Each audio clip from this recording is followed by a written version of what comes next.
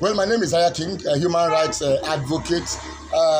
Reacting to the recent Supreme Court judgment granting autonomy to local government is welcome development to the Nigeria politics. I like that. It's a very, very laudable one. Thumbs up for the Supreme Court. Good job by the Supreme Court.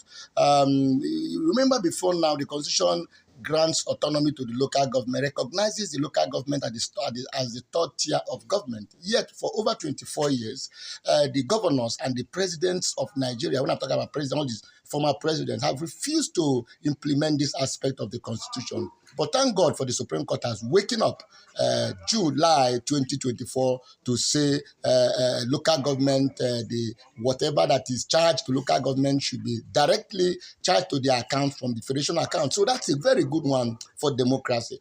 By this now, we begin to make demands on local governments in Nigeria. We begin to see them do projects. We begin to demand for things they ought to do. They have also brandished the idea of corruption.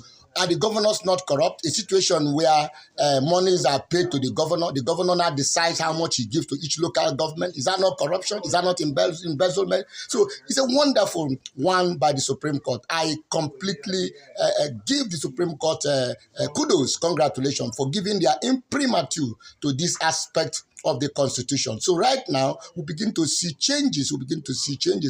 After all, some of these governors that are standing against local government autonomy, they were once local government chairmen who also asked for local government autonomy. Today they become governor. They are now saying that local government will be corrupt if you give them their money. What were you doing as a local government chairman? Now that you're a governor, so you are owned that. I'm talking to the governors right now. When monies are given to you, for instance, the local government is given 10 billion.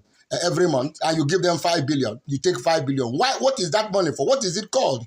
Corruption. So this singular courage of the Supreme Court will go a long way to strengthen Nigeria's democracy.